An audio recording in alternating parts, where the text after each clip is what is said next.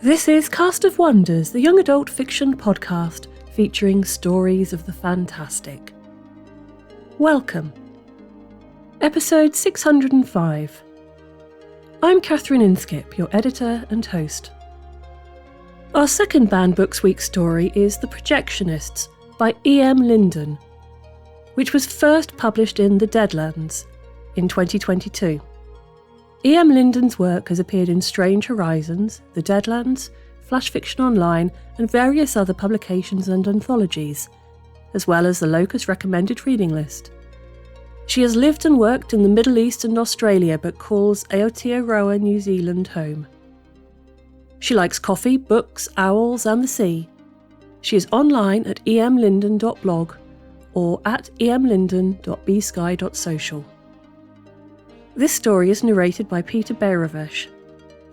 Peter Beirovesh is an Iranian-American musician, writer, editor, audio producer and narrator. For these endeavours, he has won the Miller and British Fantasy Awards and has been nominated for the Hugo, Ignite and Aurora Awards.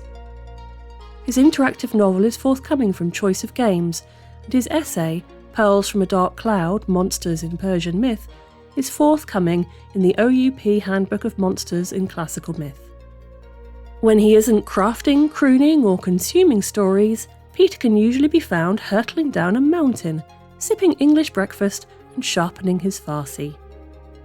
You can read his sporadic ramblings at peteradrianbeirovesh.com or on Twitter at PABeirovesh.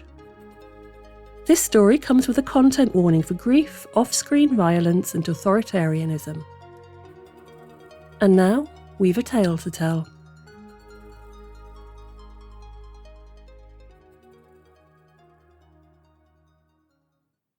The Projectionists by E.M. Linden.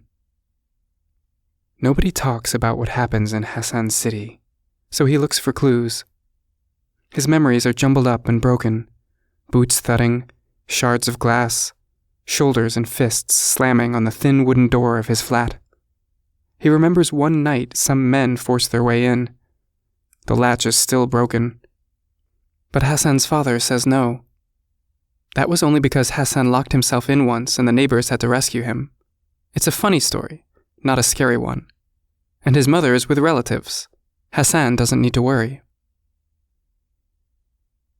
Sometimes Hassan's father wakes up crying. Hassan has milestones for every season. In autumn, he waits for the Projectionists, scanning the streets for their hand-lettered posters. In September, he spots them, taped up at the corner shop, papering over the bullet holes on the old shoe factory. The Projectionists hang a sheet against someone's wall and play films for the neighborhood.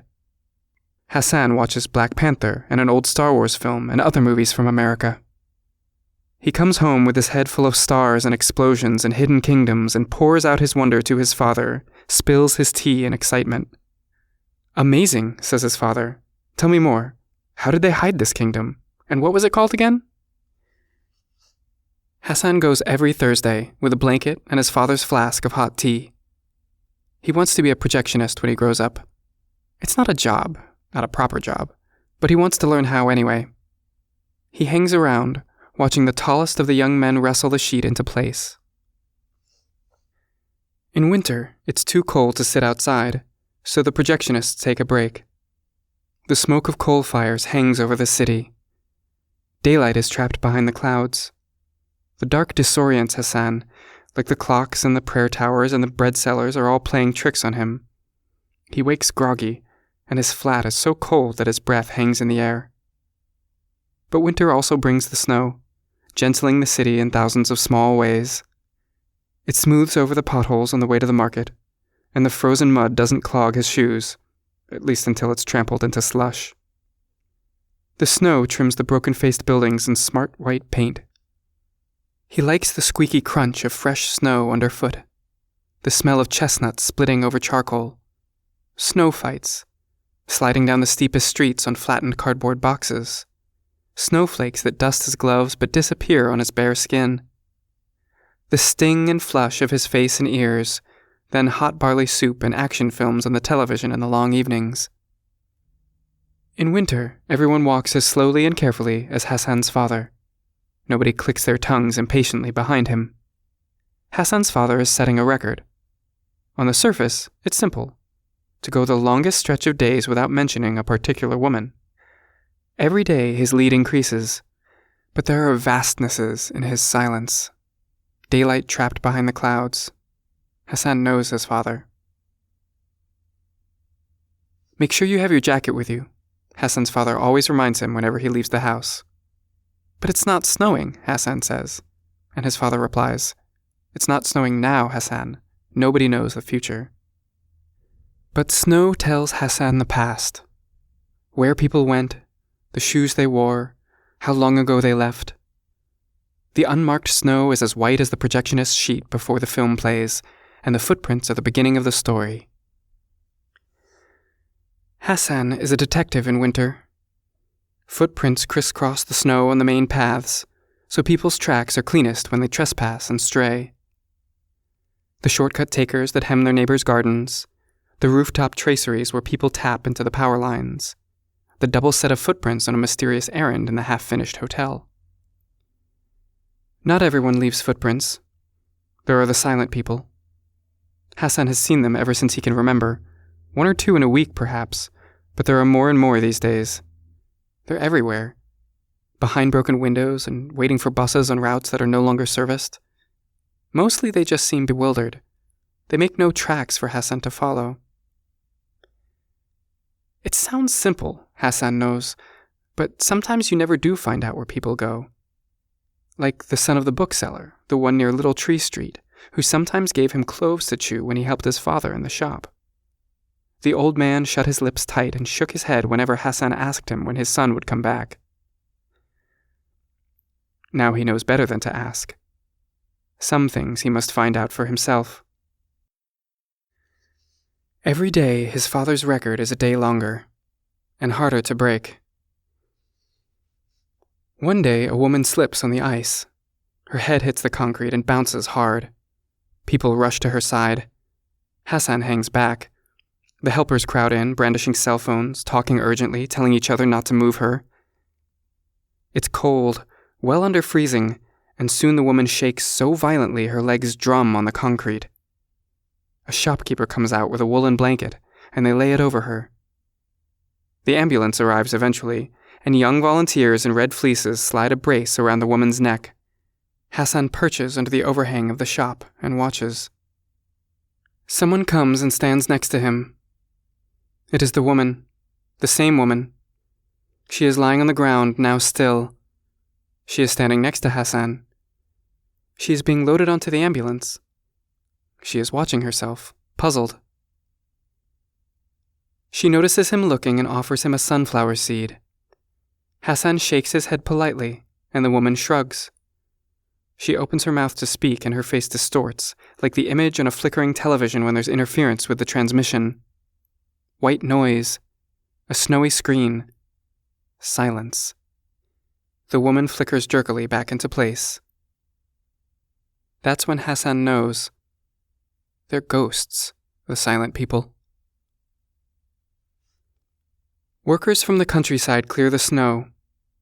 Hassan flinches when their shovels scrape the concrete. Their plow-wielding trucks belch fumes and churn the snow into wet dirt. They're hungry men. Their families live far away.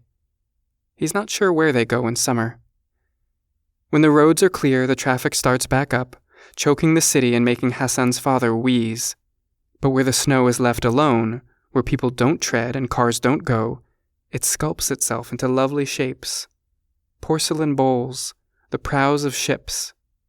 It sparkles in the sunlight, and it hides treasures for Hassan. A 5-tan coin, a bird skull. Hassan's father buys him a pair of waterproof boots. He likes the slip and give of their soles on the weathering snow. But one day Hassan breaks a lace and, impatient, walks home along the road by the government buildings. The pavements there are always well salted and cleared of ice. Outside the Ministry of Security, the silent people throng. He shivers when he sees them, but something in him wills them not to fade away. By 4 p.m, Hassan is home with his father. It's already nearly dark, but the small television screen glows. Hassan winds himself up in the rug and rolls himself out and sneezes. His father watches television from the chair, but Hassan prefers the rug. His father nudges him with his stick, and Hassan sits upright. The minister is on the television again. There's supposed to be a film, but the news runs late. The minister talks about traitors and terrorists. Suddenly, the image fades. The screen blinks. There's a snowy flurry of interference. Hassan's father rumbles from his chair. Hassan obediently gets up and waggles the aerial until the minister fades back into the screen, an apparition. He rambles on with his speech. Finally, Hassan's film starts. The snow makes the ghosts clearer, sharper edged, as if it amplifies whatever connection allows them to appear in Hassan's city. Hassan thinks for a long time he's the only one who can see them. Then he realizes everyone can see the ghosts, but only children stare. People avert their gazes, keep their faces blank, twitch their children away and make sure their sleeves do not brush against them. If a ghost is on the tram, retracing their old routes, the living leave a respectful space, even when everyone else is squashed in until the windows stream with condensation. When he next sees the woman who fell, the one who offered him a sunflower seed, she's filling her basket with winter pickings at the market. Fat pumpkins, chestnuts, leeks.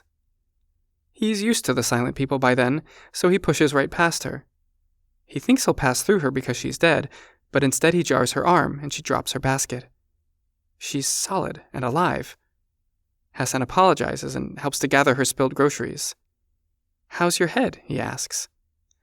She stares at him in confusion. In life, her eyes are green. "Oh," she says. "Were you there?" "Just a concussion, thank God." He doesn't know what to do with this clue. More and more, Hassan learns there are things in his city he must not notice. Questions nobody asks.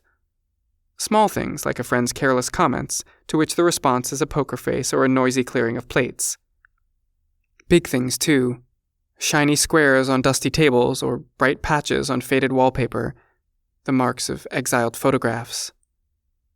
Sometimes people see or say too much, his father tells him. Hassan works out the rest of the sentence on his own. Such people are troublemakers. Sometimes troublemakers disappear, and when they disappear, nobody remembers them. That night, the news presenter frowns. She's not trying to be difficult. She just wants the defense minister to reassure the viewers, and her. Somebody must know what's going on. The defense minister looks more and more flustered. We'd like to remind the public that, even if they look like someone you think you might know, they're terrorists, traitors, not citizens. But how are they? The minister cuts the presenter off with a sharp wave of his hand. We're dealing with it. He smiles tightly. We don't give airtime to terrorists. Hassan learns the rules. Grief shows that you remember. If people disappear, terrorists, traitors, not citizens, they never existed. But grief gets in the way. So in Hassan's city, people do not grieve. No smoke and jasmine and blue beads to map the dead's path to the next world. No mourning prayers, no tears or other defiances. No keeping vigil until the right moon sets. No bodies. Even the dead can drag you down with them if you love them too much. Hassan's neighbor made this mistake when her husband disappeared. Now their flat stands empty.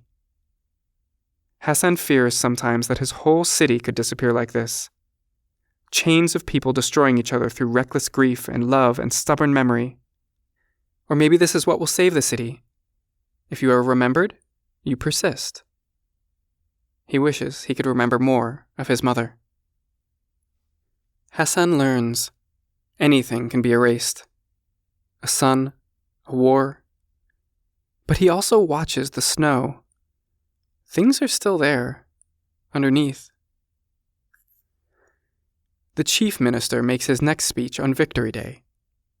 Bored, Hassan sprawls on his stomach and tugs blue threads from the rug. Hassan's father likes the rug, but fair's fair. He has also insisted on the speech, even though there's a James Bond film on the other channel. Hassan wraps the blue thread around his finger. Then Hassan's father makes a sound that might be a laugh. Hassan's father never laughs. He glances at his father in shock, then up at the TV. 6 burly security guards surround the chief minister, but they cannot keep them out. The crowd of ghosts press in. They cluster around the chief minister like moths to a candle. The chief minister's eyes widen and widen. His voice shakes and his breath quickens. He looks very carefully straight ahead of him, as if he can't see the silent people, and continues with his speech. A halo drifts in front of the camera, like snow across a street lamp. The chief minister shuts his eyes and shudders. "Why doesn't he just stop talking?" Hassan asks. His father shrugs. The chief minister mumbles. He has lost track. The general standing next to him opens his mouth, but his face is filmy because a ghost hovers between him and the camera. "They'll be defeated," the chief minister says. The sound is crackly. The terrorists.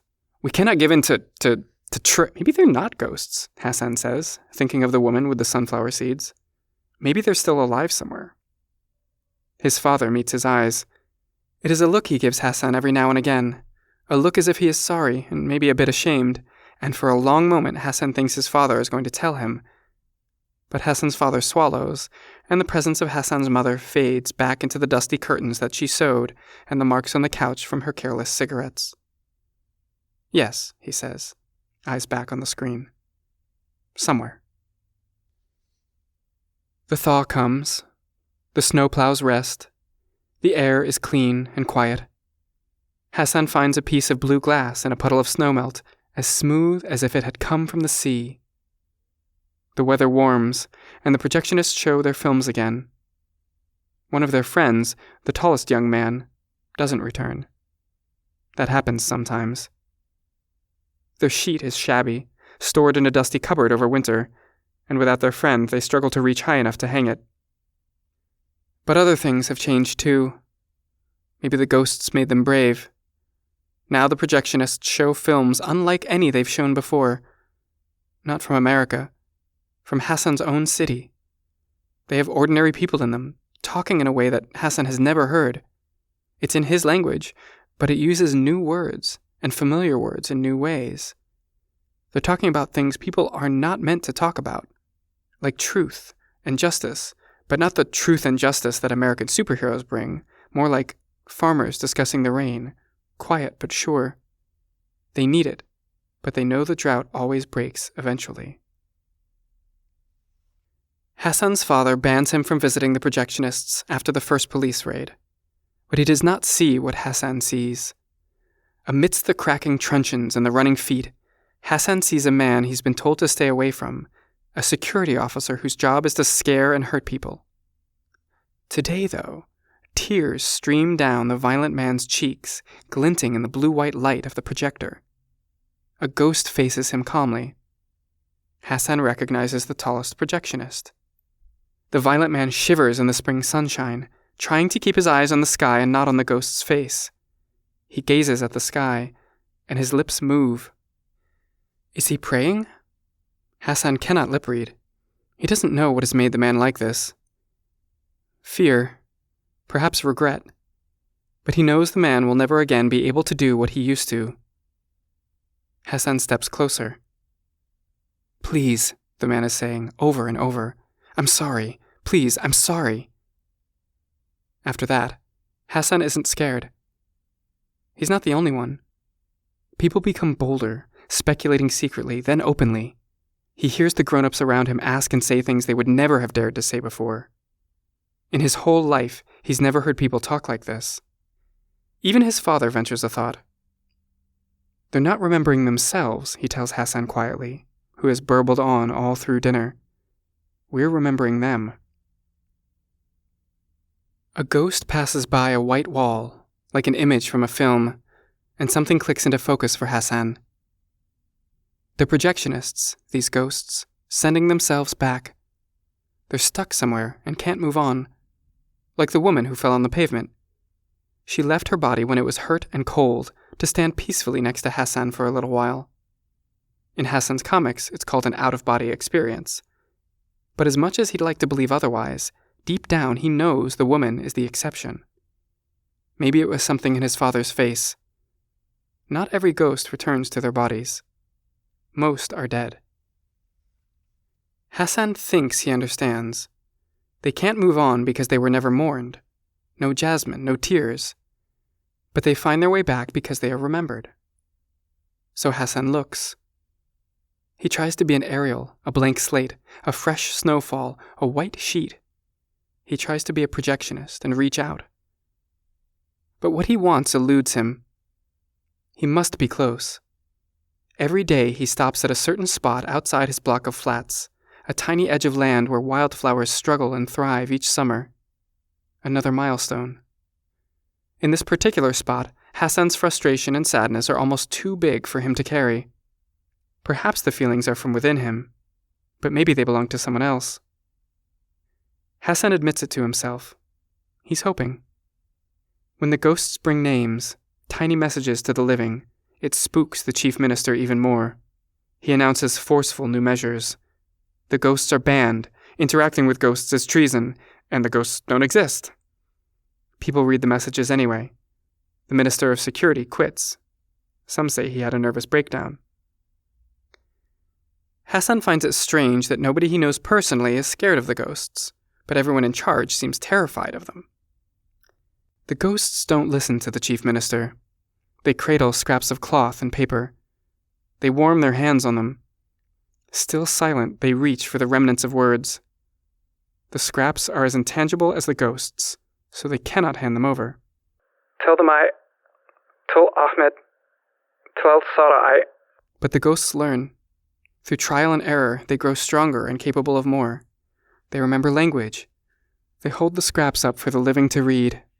It has cost the ghosts everything to write these fragments, all their ingenuity and patience, but they are read. Tell them, I am Adam Sami Ali Tell. Robin Lena I love. I'm Rosa, I'm Ella I sorrow. And the living whisper the messages and pass them on. The names reach the people who love them. All send my love. Tell Layla I'm with her our son. The survivors who cherish every syllable. The messages are heard. Do not fear. Not forgive. Be angry. Spray painted on walls and broadcast on pirate radio stations. But Hassan never finds her. She cannot reach him. He's only gleaned one word from all his searching. A breath on the wind, passed with a puzzled look by a stranger who caught a bus to find him. And Hassan holds back all his longing until the day he comes home and looks at his father and says, "She's not with relatives, and I need to know." Hassan's father looks back at him. He is so much taller than Hassan. The silences are gathering, daylight trapped behind clouds. Hassan should have known, should have held back like his father. "Annie," says Hassan. And Hassan's father's face crumples. "Annie," he repeats. "Annie." He gathers Hassan in his arms, though Hassan is far too big, and at last he tells him. He doesn't understand all of it, not straight away. His father's story is raw and rough, never before voiced, but there will be time for more conversations later. And Hassan will remember. She drew cartoons, his father tells him, just before Hassan falls into a tear-stained, proud, exhausted sleep. And sometimes we don't get endings. The chief minister can do nothing to stop the ghosts. Every day people are braver. Even the children know that something big is coming. They rush around, nervous and excited, while their parents smoke too much and talk in low voices. The government releases their own lists. Lists of the dead, of the people never grieved. They were accidentally overlooked, the chief minister says. They died of natural causes. He extends his condolences. The bookseller sobs. Hassan's father retrieves the photo of Hassan's mother from under the mattress. He places it on the windowsill where the sunlight pools in the mornings. His father moves so gently and holds himself so upright that Hassan has a fierce feeling, something like pride or love. He punches his father on the arm and rushes out the door. He goes out to the wildflowers and cries there. It's not enough. Not yet. Not forgive. Be angry. When the people march, the ghosts march with them. The ghosts have no bodies to hurt, no freedom to lose. Death has made them untouchable. The authorities panic. The more they crack down, the more ghosts join the march. Hassan watches it all on the television. Then, when the broadcast is cut, he sneaks out and watches with a gaggle of other local kids from alleyways and balconies. Then, braver, he joins the back of the crowd. His father is there, somewhere, limping up ahead of him, a tiny photo of Hassan's mother tucked into his shirt pocket, and a tiny photo of Hassan. It's the first time Hassan thinks his city might not be the way it is forever, that there are other ways it could be. He thinks of all the questions he can ask his father. The city is a blank sheet, and everything is starting. In our last story, we looked at the gaps in history. In this story, we see one way that those gaps are made. Hassan learns the rules. Grief shows that you remember. If people disappear, terrorists, traitors, not citizens, they never existed. But grief gets in the way. So in Hassan's city, people do not grieve. It's easiest to silence those who are not like us, the other, the rule breakers, the wrongdoers, especially when the mechanisms of government are designed to dehumanize them. People are silenced through processes of categorization that make them less than human or a source of spiritual or moral taint. Through the course of the story, we see Hassan learning to adapt to the requirements of his society, but also the spaces that he, his father and his friends carve out that still allow him to be a child. Those spaces change purpose as he searches for understanding of his own grief. As he grows up and becomes more aware of the humanity that connects us all. Humanity and family are not so easily forgotten. The ghosts are not remembering themselves. They fill the gaps in the lives of Hassan's people. Fill them to overflowing, bringing the story to the point where a collective silence is finally allowed to break. Join us again soon. We love bringing you the best audio fiction week after week, but we can't do it without your support. Your donations pay our authors, our narrators, our servers and our staff. Please consider supporting us with a monthly donation through either PayPal or Patreon. You can also review us on Apple Podcasts, request us on Spotify, and consider the stories we publish for award consideration. There are lots of ways you can help. Join the discussion on the EA Discord and visit on social media at Cast of Wonders. Come say hello. Cast of Wonders is brought to you by editor Catherine Inskip, assistant editor Alicia Caparasso, associate editors Rebecca Arn, Tanya Adelit, Amy Brennan, Somtoa Haysway, Cup Yacob, Becca Miles, Ray O, Samuel Poots, Pooja Prakabaran, Emma Smales, Denise Sudell and Rin Yi. Our editorial assistant is Amy Brennan, our community manager is Denise Sudell, and our audio producer is Jeremy Carter. Cast of Wonders is part of the Escape Artists Foundation, a 501c3 non-profit, and this episode is distributed under the Creative Commons Attribution Non-Commercial No Derivatives 4.0 International License. That means you can download or listen to the episode on any device you like, but you can't change it or sell it. Our theme music is Appeal to Heavens by Alexei Nov, available from Fromo DJ or his Facebook page. Thank you for listening.